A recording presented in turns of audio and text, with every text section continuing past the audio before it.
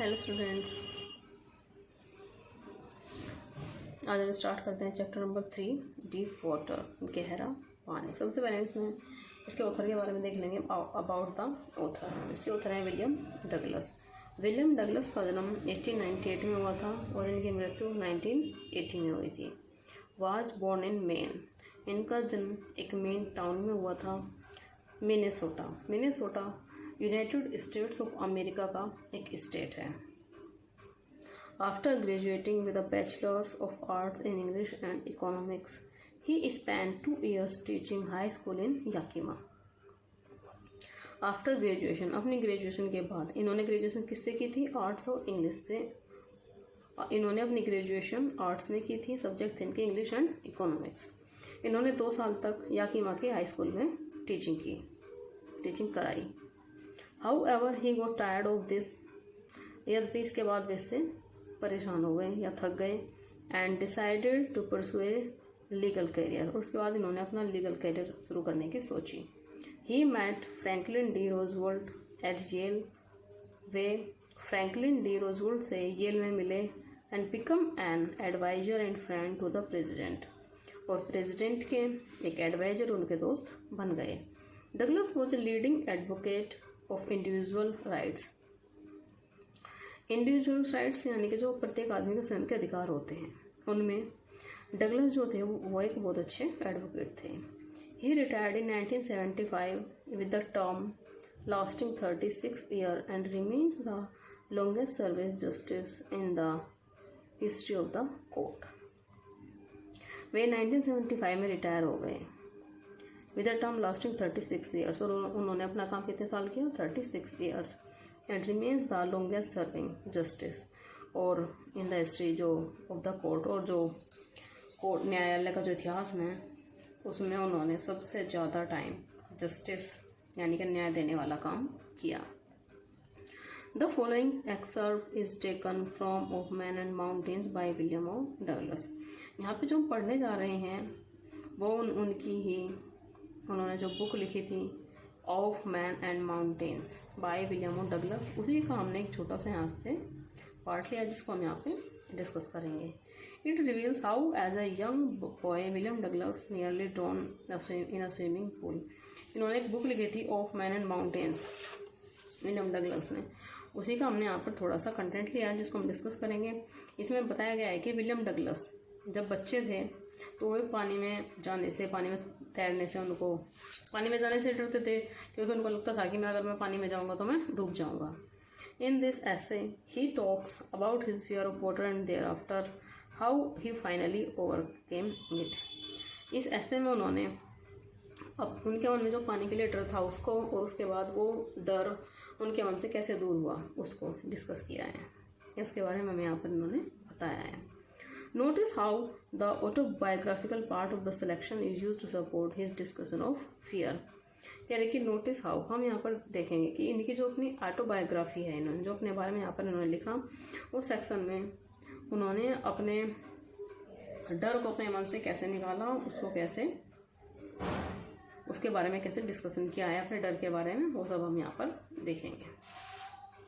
अब chapter start करते हैं। It had happened when I was 10 or 11 years old। ये तब की बात है जब मैं कोई 10 या 11 साल का रहा होगा। I had decided to learn to swim। तब मैंने तैरना सीखने की सोची। There was a pool at the YMCA in Yakima। Yakima में YMCA का एक पूल था। That offered exactly the opportunity, जो ऐसा ही अवसर सबको देता था। The Yakima river was treacherous। Yakima जो नदी थी वो बहुत ही खतरनाक थी। Mother continuously warn against it. और मेरी माता जी हमेशा मुझे इसके लिए चेतावनी देती थी। And kept fresh in my mind the details of each droning in the river. और जितने भी लोग इसमें डूबे थे उनकी वो सारी बात मुझे बताती रहती थी। बट द YMCA पुल वो सेफ। किंतु YMCA पुल सेफ था। It was only 2 or 3 feet deep and at the shallow and. ये डीप एंड से कितना गहरा था, धीरे धीरे जो गहरा होता चला जाता है, 2 or 3 feet का था। And while it was 9 feet deep at the other. जब ये स्टार्ट होता था तो कितने कितने से फीट से स्टार्ट होता था, 2 और 3 से, और धीरे धीरे धीरे ये गहरा होता चला जाता था और फाइनली कितने उस पर कहाँ तक गहरा होता था, ये 9 फीट तक। द ड्रॉप वॉज ग्रेजुअल, पानी की जो गहराई थी वो धीरे धीरे बढ़ती चली जाती थी। I got a pair of water wings, मैंने वाटर विंग्स का एक जोड़ा लिया, तैरने वाले जो पंख आते हैं उनका, and went to the pool, और पूल में चला गया। I hated to walk naked into it and show my skinny legs, but I subdued my pride and did it. अब इसमें आगे देख लेंगे। उसके अंदर नंगे जाकर बिना कपड़ों के जाना और अपने अपनी पतली टांगे दिखाना मुझे बिल्कुल पसंद नहीं था, पर मैंने अपने इस जो मन की बातें थी सारी इन सबको दबाया और जो मुझे काम करना था मैंने वो काम किया।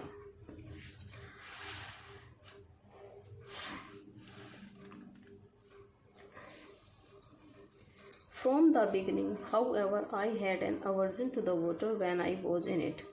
This started when I was 3 or 4 years old and father took me to the beach in California. मैं शुरू से ही पानी के अंदर जाने से घृणा होती थी, यानी कि उसको शुरू से ही पानी के अंदर जाने से डर लगता था। और ये डर कब से शुरू हुआ, जब इसकी उम्र 3 या 4 साल की थी और इनके पिताजी ने कैलिफोर्निया के समुद्र तट पर ले गए थे। He and I stood together in the surf, वे और मैं टकराती हुई लहरों के बीच खड़े हुए थे। I hung on in water, my breath was gone, I was frightened. मैं उन्हें पकड़े हुए था, फिर भी लहरों ने मुझे गिरा दिया और वे मेरे ऊपर से गुजर गई।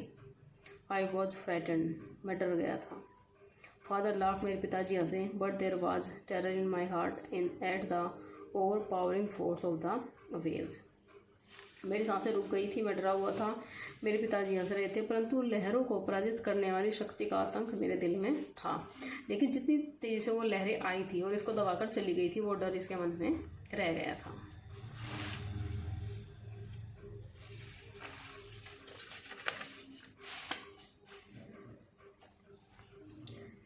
My introduction to the YMCA swimming pool revived unpleasant memories and stirred childish fear, but in a little while I gathered confidence.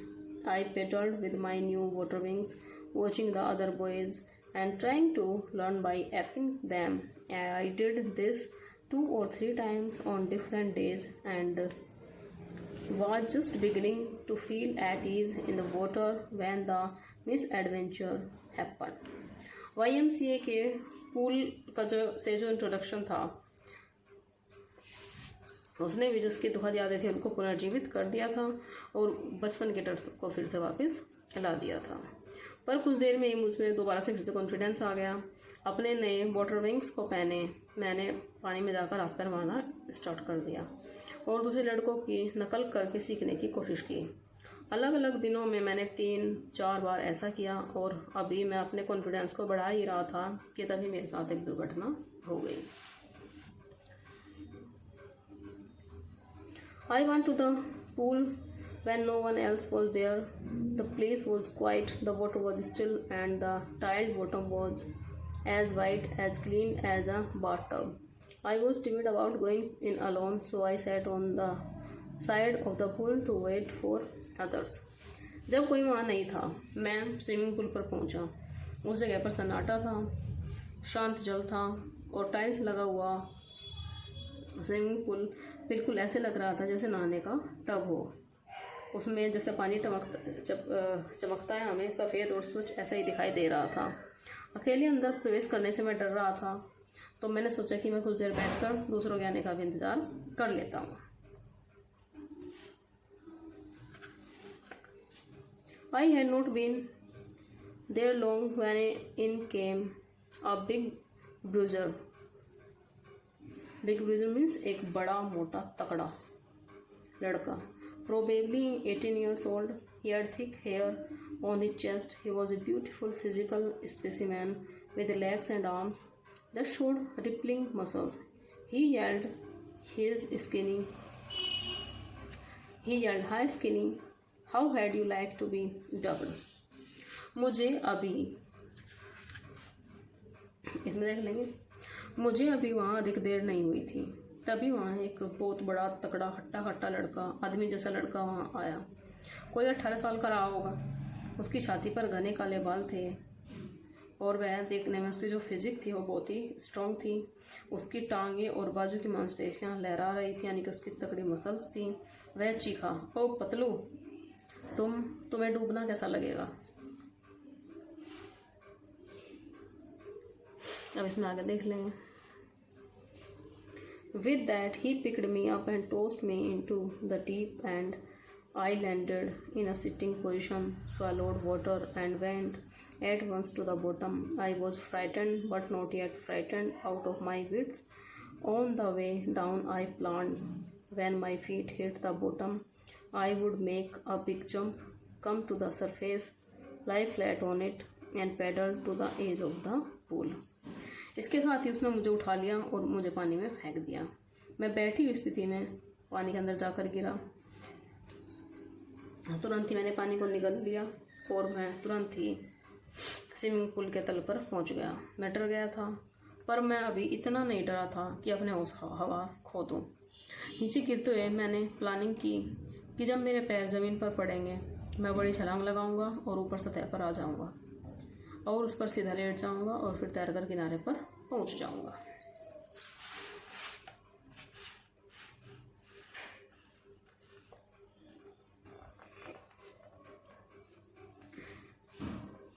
It seemed a long way down. Those 9 feet were more like 90. And before I touched bottom, my lungs were ready to burst. But when my feet hit bottom, I summoned all my strength and made what I thought was a great spring upwards. I imagined I would bob to the surface like a cork, एक मछली होती है उसके जैसे.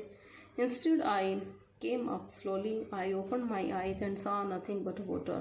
Water that had a dirty yellow tinge to it. I grew panicky.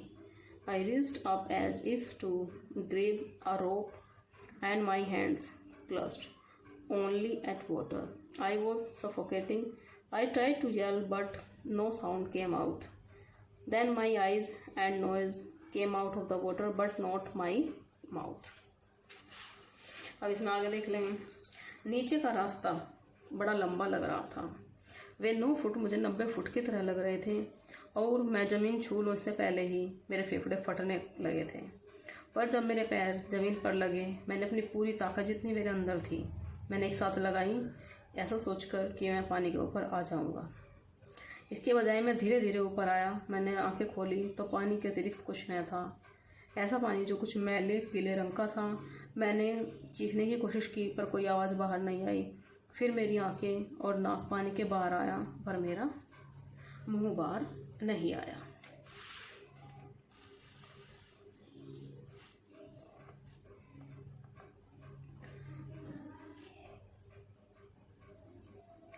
I flailed at the surface of the water, swallowed and choked. I tried to bring my legs up, but they hung as dead weights, paralyzed and rigid. A great force was pulling me under. I screamed, but only the water heard me. I had started on the long journey back to the bottom of the pool. इसमें आगे देख लेंगे। Soup की तरह हाथ पैर मारता हूँ मैं सतह तक आया।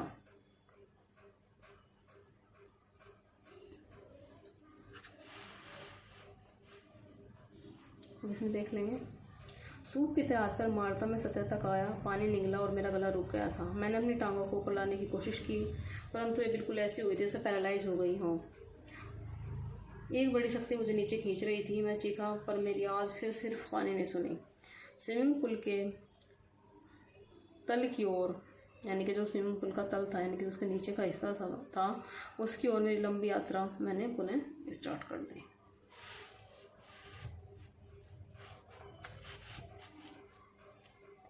I struck at the water as I went down, expanding my strength as one in a nightmare fights an irresistible force. I had lost all my breath My lungs ached, my head throbbed, I was getting dizzy, but I remembered the strategy.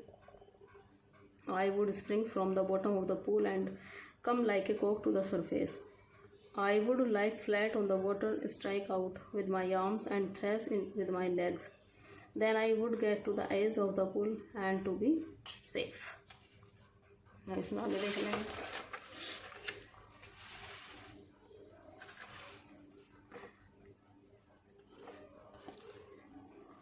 नीचे जाते हुए मैंने पानी पर जोर आजमाया। मैं अपनी शक्ति उस तरह वेस्ट कर रहा था और भयानक सपने के अंदर, जैसे हम कोई सपना देखते हैं भयानक, और उसमें अगर हमारी किसी से कोई लड़ाई हो रही होती है तो उससे हम कभी जीत नहीं पाते। मेरी सांस फूल रही थी, मेरे फेफड़ों में दर्द हो रहा था और मेरा सिर धक धक कर रहा था, मुझे चक्कर आ रहा था। पर मुझे अपनी प्लानिंग का पता था कि मैं स्विमिंग पूल के तल से छलांग लगाऊंगा और कोर्क मछली की तरह सतह पर आ जाऊंगा।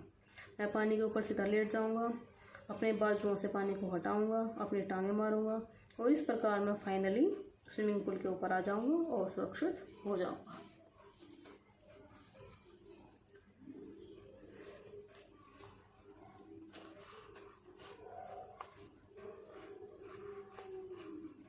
I went down endlessly. I opened my eyes, nothing but water with a yellow glow, dark water that one could not see through. And then sheer stark terror seized me. Terror that knows no understanding, terror that knows no control, terror that no one can understand who has not experienced it. I was shrieking underwater. I was paralyzed underwater, stiff rigid with fear. Even the screams in my throat were frozen. Only my heart and the pounding in my head said that I was still alive. अब इसमें आगे देख लेंगे। अंधेरा सा पानी जिसके पार कुछ नजर न आता था, और तब मात्र शुद्ध डर ने मुझे काबू कर लिया। वह डर जहाँ समझ काम नहीं करती, वह डर जो काबू के बाहर हो जाता है, वह डर जो वही जान सकता है जिसने उसे कभी महसूस किया हो। मैं पानी के नीचे चीख रहा था, मैं पानी के नीचे बिल्कुल पैरालाइज्ड हो गया था, डर से कठोर और एक जगह जम गया था। मेरे गले से निकलने वाली चीखें भी जम गई थी। केवल मेरी हार्ट बीट और मेरे सिर की धड़कन कह रही थी कि मैं भी जिंदा हूँ। हार्ट बीट चल रही थी और माइंड जो थोड़ा बहुत काम कर रहा था उससे महसूस कर रहा था कि मैं अभी जिंदा हूँ। Thank you students.